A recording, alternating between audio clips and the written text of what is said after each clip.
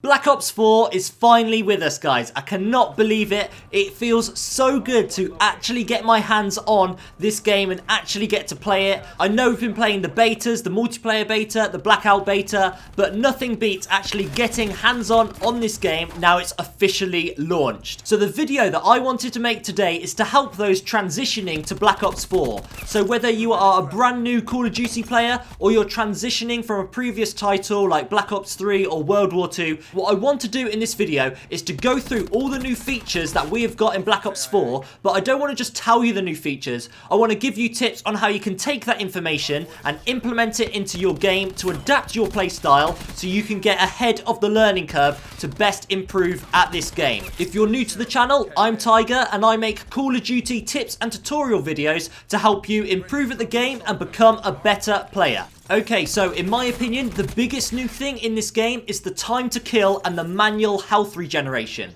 So the time to kill in this game is a lot longer than previous Call of Duties, and that is because it's been increased from 100 health to 150. Also, a big change is the manual health regeneration, what means we are actively going to have to press a button on the controller to inject ourselves to then start to regenerate our health at a rapid rate. In previous Call of Duties, if we took damage, we'd have to wait a couple of seconds without taking any more damage and our health would slowly regenerate. Now we have to press a button and then our health will then rapidly start to regenerate. Now what this means going into Black Ops 4 is because it's a longer time to kill, you're going to need to be more accurate in Black Ops 4. So if you were playing on a high sensitivity and you were just used to just snapping on people and killing them instantly, Black Ops 4 is going to be very different, because if we try and snap on people in Black Ops 4 and they start to move left to right, they start to move at a different angle, then you're going to lose your aim and start to miss bullets. In Black Ops 4 we need to be a lot more accurate because we need to land more shots if we are going to try and kill the opposition before they kill us. So I do recommend possibly turning down your sensitivity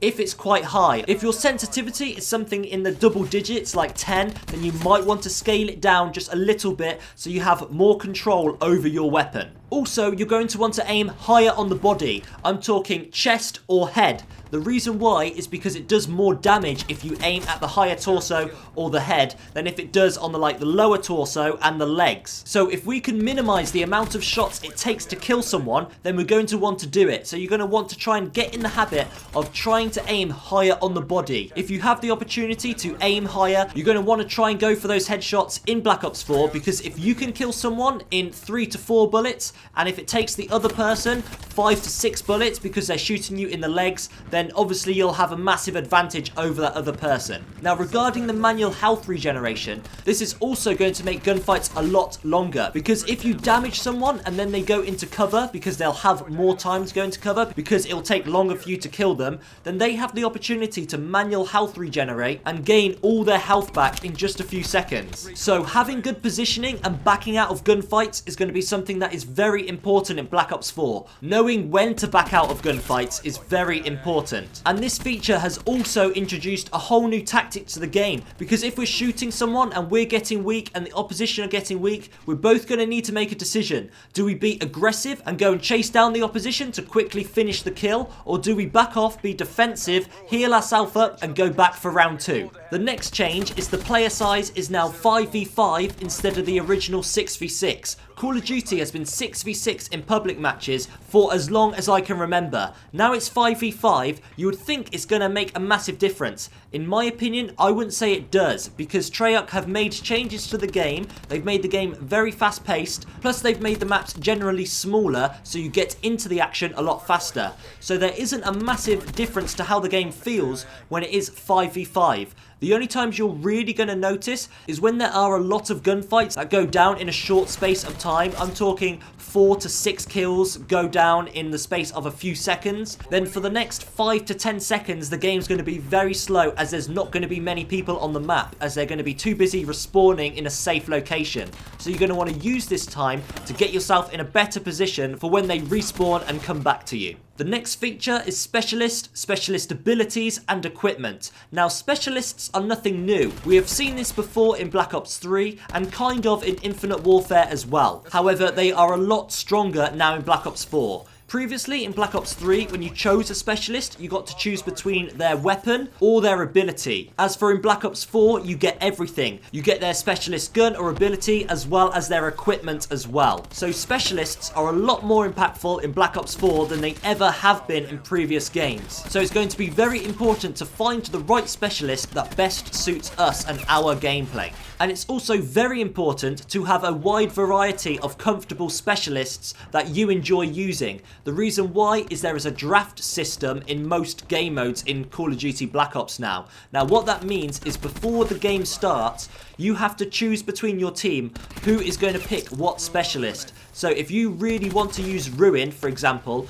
you need to make sure that you pick him faster than the other 4 members on your team if you want to use him. So this is why it's important to be comfortable on more than one specialist. I recommend trying them all out, but at the end of the day, you're going to want to try and be comfortable on at least 5. You want 5 specialists that you really enjoy. That way you'll never be disappointed in case your teammates take the specialist that you really want. We have also had the return of the Pick 10 system in Creator Class. This is something that Treyarch have done phenomenally well in the past. What this means is you have 10 slots to create your class. So that includes your gun, your attachments, your secondary weapon, your perks, your wild cards, everything. Pick 10 is quite a strict system, what in a way is good because it makes you really value everything that you're picking, and it also means you're going to have to make sacrifices as well. So it's very important that you create a class that you're happy with, and you're probably going to want to make multiple classes for different scenarios as well. The next feature as well is predictive recoil. This is something that is massively overdue in the Call of Duty titles, and what this means is your recoil pattern when you shoot your gun.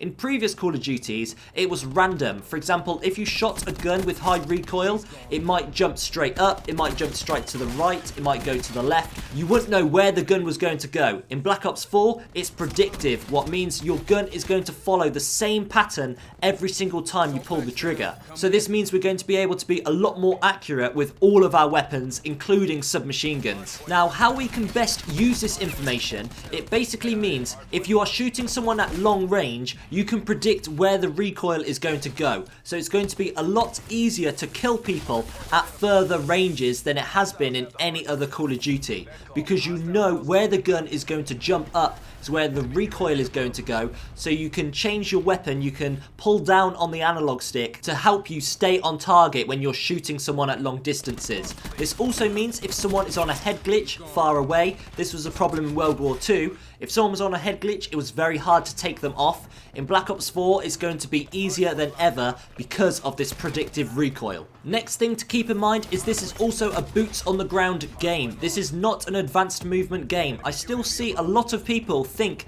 that this is a jetpacks game, like we had for Advanced Warfare, Black Ops 3 and Infinite Warfare. There is no jetpacks. You can't just press the jump button and you'll fly 10 feet in the air. That is not possible. It's back to boots on the ground, just like it was in World War II and every other game before Advanced Warfare. So this means movement is going to be a lot more predictable than it was in those advanced movement games, and it's also going to be easier to track players when shooting them as well. From what I have seen so far playing this game, there are 2 new game modes. We have Control and Heists. Control is probably going to be the most popular out of the 2. Control is a really interesting game mode that I would say takes elements from Domination, TDM, Search and Destroy, and Hardpoint. So this is a round-based game mode. It's a best of 5 rounds. There is an attacking team and a defending team, and there are 2 points. There is the A point and the B point. The attacking team needs to go into both of these areas. Once they are in one area, while the enemy isn't in that area as well, you'll start to control that point. Once the bar fills fully, you would have controlled that point, and then you need to get the second point. But if there is a defender in that location, in that area, you cannot take the point. You need to make sure you have killed all the defenders in the area in order to capture it. Now, the catch to this game mode is not only is there a time limit, but there is also a life limit. So each team have 30 lives every single round. So you can either play this like a team deathmatch and just try and get as many kills as possible, or you can just focus straight on the objective and try and complete the objective before the time runs out or you run out of lives. And once you have defended or you have attacked, whether that is successful or you've lost, you will then swap sides every single round. This is going to be a very fun game mode that does require a lot of teamwork, a lot more teamwork than previous game modes as well, as there are lots of factors in Control. I think it's going to be very popular in public matches. Heist is a very similar game mode to Search and Destroy. It's pretty much the same as Search and Destroy, but there is a different objective. You need to capture a payload and take it to a certain spot. Also, there is an economy in this game where you start off with a pistol and you get money for delivering the payload as well as killing or downing players. So if you shoot someone in Heist and their life goes down to 0, instead of them dying completely, they actually get downed, where you'll then have to shoot them again to eventually kill them. All their teammates have the opportunity to revive them and pick them back up to start playing the game again. Apart from that, it's very similar to Search and Destroy. I don't know how popular this game mode is, but I think it's a nice change for anyone that likes playing Search and Destroy but wants that something different. Last feature, and something I cannot forget, and that is Blackout, the new Call of Duty Battle Royale game mode. Now, this is a massive new feature because they have scrapped single player completely. There is going to be a certain type of like single player campaign missions that revolves around the backstories of each specialist. However, Blackout is a multiplayer game that is similar to a lot of other Battle Royale game modes as well. Now, there is so many things to say on this. I will be uploading a video later today explaining everything that we need to know about Blackout. However, for now, if you're really interested in Blackout, I have a video that I made previously when it was the beta where I have 50 quick tips to help you improve at Call of Duty Blackout. If you enjoyed this video and you want to see more, consider subscribing. And if you're interested in Call of Duty coaching, for $5 a month on my Patreon page, I do 2 private live streams where my patrons get to send in their gameplay, their submissions of any Call of Duty, and I will go through those gameplays on stream. If I'm reviewing your clips on the live stream, you can join me in a Skype chat and we will go over your clips together. We will go over your strengths, we will go over your weaknesses, and some weeks I may also give you homework. Don't worry though, the homework is just playing Call of Duty. It's going to be a lot more fun than any homework you've ever had before. But anyway, that's all from me. Take care guys, and I'll see you in the next video.